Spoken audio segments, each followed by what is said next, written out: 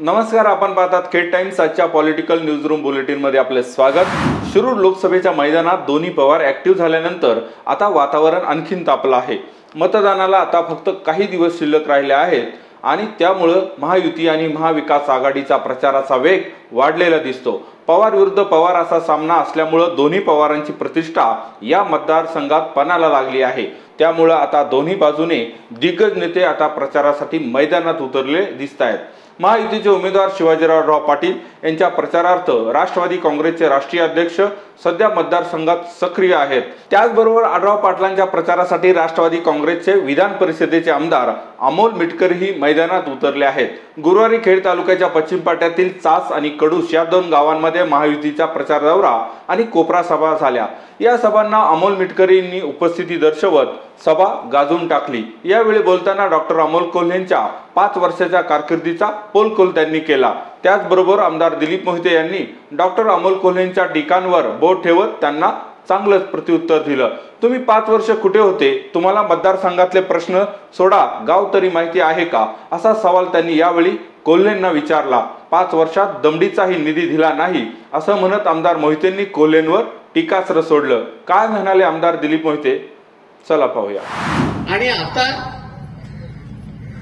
कांदा बाजारामध्ये चढ्या भावाने जातोय, पण समोरचे उमेदवार दोनच गोष्टी बोलतात। कांद्याला भाव नाही, दुधाचे भाव नाही। अरे ही पिढ्याने पिढ्या आमच्या 5वीला तुझ्यासारख्या आहे। तुम्ही मागचे 5 वर्ष गेला कुठं? 5 वर्षात केलं काय? आज चासमध्ये आम्ही आलो। चासमध्ये अनेक प्रश्न आहेत। आम्हाला घरापर्यंत रस्ता पाहिजे, पिण्याच्या पाण्याची सोय पाहिजे। मी काल पापळवाडीमध्ये गेलो होतो, तिथल्या सगळ्या महिला भगिनी आल्या, त्या म्हणायला लागल्या काही करा, आमच्या पाण्याची सोय करा। 2-2 किलोमीटरवर आम्हाला पाणी आणावं लागतं। त्या ठिकाणी थोडीशी अडचण आलेली आहे। मी पाटलाशी या संदर्भात बोलणार आहे। आणि आम्हाला पाणी द्या, हो अक्षरशः लोक फुटतात। खासदार साहेब तुम्ही बघितलं का? पापळवाडी कुठे आहे, घंटावाडी कुठे आहे, मिरजेवाडी कुठे आहे, गणोटवाडी कुठे आहे, बैरवाडी कुठे आहे? काहीच माहित नाही तुम्हाला। या लोकांच्या समस्या माहित नाही। आज लय आंतरराष्ट्रीय प्रश्नावर बोलण्यापेक्षा आमच्या गावामध्ये तुम्ही काही केले का, काही योगदान आहे का? एक फुटकी दमडी सुद्धा अमोल कोल्हेने आपल्या गावामध्ये दिली नाही। एक फुटकी दमडी। पण त्याच्याबद्दल आमच्या मनात आदरभाव असायचं काही कारणच नाही ना। दिलीप मोहितेने या सगळ्या गावामध्ये कोट्यावधी रुपये विकास कामं करता दिली।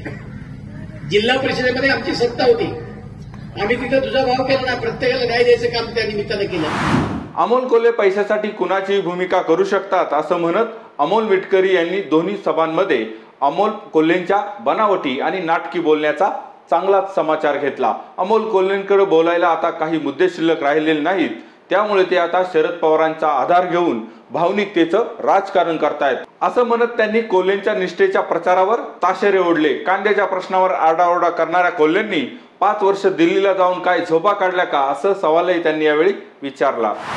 तुम्ही विरोधी पक्षाकडे आता कुठलाही मुद्दा नाही। या निवडणुकीचा मुद्दा असा असायला पाहिजे की ही निवडणूक ही ग्रामपंचायतची निवडणूक नाही, ही पंचायत समितीची निवडणूक नाही, ही निवडणूक ही मतदारसंघाची पण निवडणूक नाही, ही देशाची निवडणूक आहे। आणि एक गोष्ट जर प्रामाणिकपणे कबूल केली पाहिजे, की मीही कबूल करतो आणि राहुल गांधीही कबूल करतात की देशाला तिसऱ्यांदा प्रधानमंत्री पदाचा शक्तिशाली चेहरा जर कोणी असेल तर ते मोदीजी आहेत। याच्याबद्दल काही दुमत असल्याचं कारण याबद्दल मोदीजींची आपल्या राहुल गांधी यांच्या मनात पण शंका नाही। मग आता एखादा आवेशपूर्ण अभिनेता येतो, अहो पैशासाठी मानधनासाठी ही व्यक्ती कदाचित उद्या बहिलोर खानाची पण भूमिका करेल, कदाचित उद्या एखाद्या खंडोजी खोपड्याची भूमिका करेल, कदाचित सुरेजी पिसाळांची भूमिका करेल। जर एखाद्या कार्यकर्त्याच्या दुकानाच्या उद्घाटनाला जगदंबा प्रतिष्ठान त्यांचं जे आहे त्याच्या माध्यमातून लाख रुपयाचा 2-2 लाखाचा मानधन तुम्ही घेत असाल, कार्यकर्त्यांची गावं तुम्हाला माहित नसतील, कार्यकर्ता सुखात आहे, दुःखात आहे, जगतोय, मरतोय, कुठे आहे तुम्हाला माहित नसेल, आणि केवळ आता पवार साहेबांचे नाव आदरणीय पवार साहेबांच्या बद्दल कोणाच्याही मनात दुमत नाही। पवार साहेब सर्वांसाठी वंदनीय आहेत, ते प्रत्येक पक्षासाठी वंदनीय आहेत, तुमच्या आमच्यासाठी वंदनीय आहेत, त्यात दुमत असल्याचं कारण नाही। पण ह्या वयात वर्ष 84 असताना त्या दिवशी सांगता सभेला बारामतीला मी बघितलं, साहेबांचा आवाज व्यवस्थित नव्हता, ताप होती, आणि एवढं असूनही दुसऱ्या मिनिटाला कोल्हे येताना सांगतात पवार साहेब माझ्यासाठी लोकसभेला प्रचार सभा देतील। याचा अर्थ काय? तुम्हाला फक्त भावनिकतेवर राजकारण करायचं आहे. तुम्ही उत्तर द्या ना. तुम्ही सभागृहामध्ये बोलले म्हणजे जनतेचे प्रश्न नाही सुटले ना. तुमच्यापेक्षा दसपट प्रश्न तर त्यांनी विचारले शिवाजी महाराजांनी त्यांच्या कारकिर्दीमध्ये. 3 टर्म तुम्हाला जे खासदारकी मिळाली ते जनतेच्या भरोश्यावर शिवाजी महाराजांना मिळाली. पण मागच्या वेळी संभाजी महाराज शिवाजी महाराज ही भूमिका त्यांनी केली. त्यामुळे आपल्या बहुजन समाजाचं म्हणजे मराठा असेल, मुस्लिम असेल, तेली, माळी, साळी, कुणबी, कोष्टी, लोहार, धनगर, आदिवासी 18 जातींनी तुम्हाला डोक्यावर घेतलं. आणि काय झालं? स्वराज्याच्या रयतेच्या भाजीच्या देशाला हात लागता कामा नये हे शिवाजी महाराजांचं आज्ञापत्र आहे. 1644 करला. या भागातला कांदा उत्पादक शेतकरी एकच वर्षांनी 5 वर्षापासून संघर्ष करत होता. त्यावेळेस काय झोपा काढल्यात का दिल्लीला जाऊन? आणि शेवटी कांद्याची माळ गळ्यात घालून कांद्याचा प्रश्न फार गंभीर आहे. आता डायलॉग तर आम्हाला मारता येतात, आम्हालाही मारता येतात. आता समजा इतिहासाची एखादी डायलॉग मारायची किंवा बैलोर खान प्रतापराव रुद्रांनी जिवंत सोडला. शिवरायांनी त्याला शिवाजी महाराजांनी त्याला पत्र लिहिलं, सांगितलं प्रतापराव तुम्ही तो शिपाईगिरी केली. अरे भैलोर म्हणजे सापड इजा पटूनवार करेल या नदीत मिळाल्याशिवाय आम्हाला रायगडा तोड दाखवलं होता. झाली डायलॉग मारायला सोपं आहे. परवा लंकेच्या सभेत गेले ते अमिताभ बच्चनची डायलॉग. अमित शहापुढे गुडघे टेकवलेल्या माणसाने निष्ठेच्या गप्पा मारू नयेत असं म्हणत अमोल मिटकरींनी कोल्हेंच्या पक्षबदलाची यादीच वाचून दाखवली. अजित पवार यांनी निष्ठा सोडली. कोल्हेंच्या या वाक्याचा मिटकरींनी खरपूस समाचार घेतला. अमिताभ बच्चनचं काय तुम्हाला म्हणजे डायलॉग मधून तुम्हाला जनतेचे प्रश्न मिटवता येत नाहीत हो. संसदमध्ये भाषणातून तुम्हाला जनतेचे प्रश्न मिटवता येत नाही. तुमच्याविषयी 10 पट प्रश्न शिवाजी दादांनी विचारले. त्यावर त्यांनी पत्रकार परिषद घेऊन सांगितली यांनी यांच्या कंपनीसाठी स्वार्थासाठी हे प्रश्न विचारले. तुमच्या मुलांनी एकदम सुंदर व्यवस्थित उत्तर दिलं, त्यांची चिरफाड केली. आता बोलायला मुद्दे नाही. आता म्हणताय अजित दादांनी निष्ठा सोडली. निष्ठा तुम्ही सांगायची. हे बघा त्यांचं ट्विट आहे 23 एप्रिल 2023 अण्णा पहिला पक्ष त्यांचा मनसे. मनसेच्या पक्षांनी त्यांना राजकीय ओळख दिली. त्यानंतर मनसेच्या पक्षात त्यांना पद भेटलं. जराशी लालसा मिळाली ते डायरेक्ट चालले गेले शिवसेनेमध्ये. शिवसेनेमध्ये त्यांना उपनेतेपद दिलं. उद्धवजींनी चांगल्या मोठ्या पदावर नेलं. त्यानंतर त्यांनी स्वार्थासाठी परत राष्ट्रवादीत प्रवेश केला. आणि 23 एप्रिल 2023 पुस्तक दिनाच्या माध्यमातून द न्यू बीजेपी असं ट्विट त्यांनी केलं. मला माहित आहे अमित शहाकडे तुम्ही कशाकरता गेला होता. तुम्ही छत्रपती शिवाजी महाराजांचा जो चित्रपट काढला शिवप्रताप गरुड झेप नावाचा आग्र्याच्या भेटीच्या प्रसंगावर, त्यामध्ये तुम्ही 9 कोटी रुपयांना मागा आला होता. त्यावेळेस आपली आर्थिक कोंडी होते आणि मग रडायला लागले. अमित शहाच्या समोर शेपू घालून हे बसले होते. मी जर शब्द खोटा बोलत असेल, तुम्ही संभाजी महाराजचे भक्त आहात, आम्ही पण संभाजी महाराजांचे भक्त आहोत. मी जर खोटा बोलत असेल की राजकारणातून संन्यास घेण्याचा दुसऱ्या वर्षी तुमचा विचार झाला होता की नाही. तुम्ही सांगितलं होतं दादा अजितदादांना की दादा माझा उद्योग बंद पडतोय. हा उद्योग होता तुमचा. जगदंबा प्रतिष्ठानच्या माध्यमातून लाखो रुपये तुम्ही कमावले असं मी म्हणत नाही. श्रीनगरमधली जनता म्हणते. शिवाजी महाराजांच्या स्वराज्यरक्षक शंभूराजांच्या 5-5 नाटकाच्या महानाट्याचे जे प्रयोग झाले त्याचा एका महानाट्याच्या दिवसाचा खर्च किती आहे? 5 लाख रुपये एका दिवसाचा. आता फुकट करायला लागले ते प्रयोग त्या नाटकाचे. हे तुम्ही 2 प्रयोग फुकट केले. आता मला वाटते लंकेनकर केलं ते करण्याने हा पण तरी 2 त्याचे. पण अगोदर ते 5 लाख रुपये प्रमाणे घ्यायचे. तुम्ही भरभक्कम पैसा कमवला.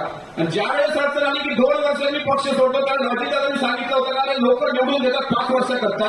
तुम्ही बसताय 2 वर्षात आम्ही पक्ष सोडतो म्हणताय. आणि आमची पण इज्जत आहे केलं. आणि आदरणीय पवार साहेबांनी दादांनी आणि सर्व आपल्या सहकार्यांनी त्यांना थांबवलं होतं आणि म्हणून ते थांबले. अमित शहाच्या पुढे घुटणं टेकणाऱ्या माणसांनी निष्ठेच्या गप्पा करू नये.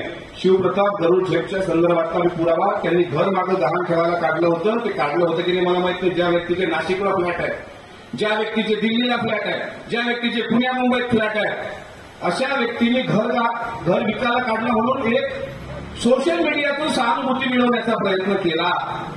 पण त्यातही त्यांना यश आलं नाही. शिरूर लोकसभा मतदारसंघाचा 80% निधी मागे गेलाय. वडू तुळापूर बैलगाडा शर्यत या सगळे प्रश्न शिवाजीराव पाटलांनी सोडवले आणि अमोल कोल्हेंनी त्यांचं क्रेडिट खाल्लं असं म्हणत कोल्हेंच्या विकास कामांची पोल कोल्हेही यावेळी त्यांनी केली. तर 5 वर्ष तुम्ही फक्त लोकांना भुलवलं असेल, 5 वर्ष तुम्ही जनतेच्या संपर्कात नव्हता, कोरोनाच्या काळात तुम्ही आला नाही, तुम्ही फक्त वाहिनीवर दिसला. या मतदारसंघाचा 80% निधी म्हणजे भारतामधले जेवढे लोकसभा मतदारसंघ आहेत त्यामधला शिरूर एक लोकसभा मतदारसंघाचा आहे, एकमेव की इथल्या खासदारांनी या मतदारसंघाचा 80% निधी परत पाठवला. तो लॅप झाला निधी. इतकंच काय, त्यांनी वडूतुळापूरसाठी कुठला प्रयत्न केला? फक्त आयतं पिठावर रेवट्या वळायच्या. तुमच्या भागात बैलगाडा शर्यत या भागातील सर्वात प्रसिद्ध आहे. शेतकऱ्याचा जीव की प्राण, शेतकऱ्याचा आत्मा आहे. कोणी केलं सर्वात मोठा पाठपुरावा? खासदार नसताना सुद्धा शिवाजीरावांनी सुप्रीम कोर्टापर्यंत त्यांनी लढाई लढली आणि त्यांचं पिटिशन मी आता वाचलं, त्यांच्या कार्य अहवालामध्ये आहे. या मतदारसंघामध्ये बैलगाडा शर्यतीचा आवाज आणि बैलगाडा शर्यतीचे जे जनक आहे ते फक्त आणि फक्त शिवाजीरावांना श्रेय घेतलं. कोल्हे साहेब तुकोबाचा एक अभंग फार सुंदर, अवघे कोलियाचे वर्म अंडी हातलिया तोंडी खीड पडे. मी वारकरी आहे पण नकली वारकरी, असली वारकरी आहे. भले माझ्या घरात मान असेल पण असली वारकरी आहे. तुमचे कोल्हे साहेब एक दिवस भामनाथाच्या डोंगरावर गेले. भंडारा डोंगर, भंडारा डोंगरावर अखंड हरिनाम सप्ताह होता. भामचंद्र डोंगर हा तेच, भामनाथ किंवा भामचंद्र. भामचंद्र डोंगरावर खासदार साहेब गेले. अखंड हरिनाम सप्ताह होता. त्यात पंगत वाढली, पंक्तीचे फोटो काढले, 4 किलोमीटरवर गेले आणि मटण खाल्ले. या धंदा आपल्या बापानं आपल्याला शिकवला नाही. तिकडं चतुर्थीला मटण आणि इकडं एकादशीला मटण. अरे एकादशी अन्नपान ते श्वान विष्ठे समान, असं तुकोबांनी म्हटलेलं आहे. अमोल मिटकरी शिरूर लोकसभा मतदारसंघात ऍक्टिव्ह झालेत आणि अजित पवारांनीही मतदारसंघात सभा आणि गाठीभेटींचा सपाटा लावला आहे. त्यामुळे महाविकास आघाडीचे उमेदवारही प्रचारात कुठे मागे राहू नये म्हणून शरद पवारही आता मतदारसंघात दुसरी सभा घेत आहेत. चाकणमध्ये शरद पवारांची दुसरी सभा होणार आहे. महायुतीचे नेते मंडळी निधी आणि विकास कामांचं भांडवल करून आपला प्रचार करतायत. तेच दुसऱ्या बाजूला महाविकास आघाडीकडे प्रचारासाठी परखड मुद्देच नाहीत अशी परिस्थिती सध्या दिसत आहे.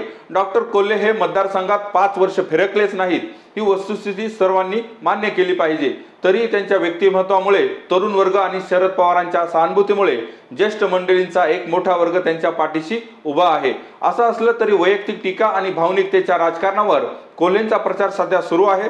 शरद पवारांच्या सभा त्याचाच एक दाखला आहे असं आपण म्हणू शकतो. शरद पवारांनी शिरूरच्या सभेत लोकसभेत प्रश्न मांडण्यासाठी सत्तेची गरज नसते असं मत मांडलं होतं. त्यामुळे महाविकास आघाडीकडून आक्रमक पावित्रा थंडावतोय की काय असा सवाल आता तयार होतोय. प्रचाराच्या शेवटच्या टप्प्यात महायुतीच्या दिग्गजांचा प्रवेश प्रचाराची दिशा फिरवणार का की पवार साहेबांची जादू कायम राहणार हे वेळच सांगेल. अमोल मिटकरी यांनी प्रचार सभेत अमोल कोल्हेंवर अतिशय अचूक आणि बेधडक निशाणा साधला. अमोल मिटकरींचं कडूच्या सभेतलं हे संपूर्ण भाषण तुम्ही खेड टाइम्सच्या फेसबुक पेजवर पाहू शकता. आज वेळ झाली इथंच थांबण्याची. पुन्हा भेटू पुढच्या बातमीपत्रात. धन्यवाद.